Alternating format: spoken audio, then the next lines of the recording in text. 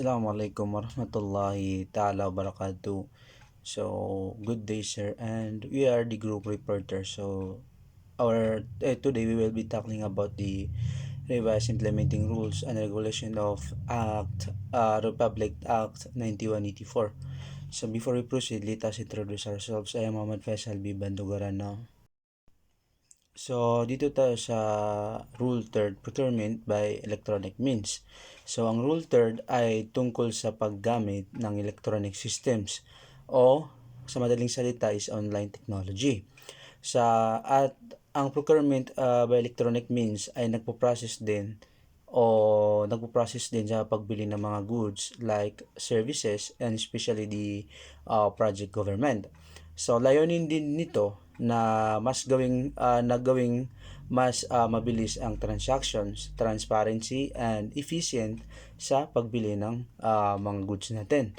So, dito tayo sa Section 8, Procurement by Electronic Means and PhilGeps. So, ang section na ito ay nagsasabi na ang gobyerno o ang government ay gumagamit ng isang online system na tinatawag na Philippine Government Electronic Procurement System o PhilGeps.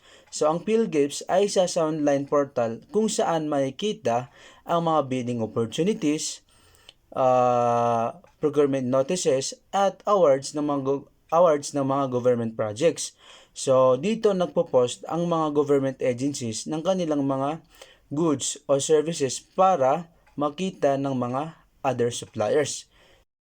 So, sa PhilGeps, sinasabi sa part na to, sa slide na to, na ang Information and Communities Technology o ICT ay dapat gamitin sa procurement procedures o sa pagbili ng mga goods natin. So, ibig sabihin, imbis na puro manual o papel lang noon, is ginagamit natin ngayon ay online system para mas maging organized and transparent ang procedure o ang process. So, dito tayo sa use of PhilGeps by procuring entities.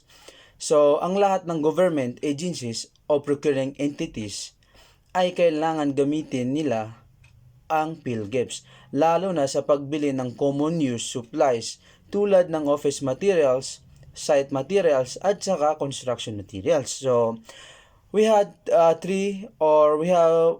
may tatlo tayong requirements sa procuring entities. First is compliance with the law. Second is posting of bid opportunities. Third is the manual submission parallel system. So, dito tayo sa compliance with the law. Dapat talaga sumusunod sa rules ng procurement law at Republic Act number 8792 o electronic commerce na nagbibigay legal recognition sa electronic transactions. So, second is the posting of bid opportunities. Ang lahat ng bidding opportunities at awards ay kailangan nila i-post ito sa PhilGeps para makita ng public, para makita ng mga tao, o when we say public is para makita ng pangkalahatan at saka sa mga suppliers. So, nakakatulong din ito para maging transparent at fair ang bidding process. So, manual submission, parallel system. So, kahit may electronic system na is pinapayagan pa rin ang manual submission ng bids sa procuring entity kung kailangan. So, in short, summary, sa madaling salita, ang section na ito ay nagpapaliwanag na ang gobyerno ay gumagamit ng PhilGeps online system para mas madali o para mas maging fair, transparent dito sa lahat at makakatulong sa ating lahat ito.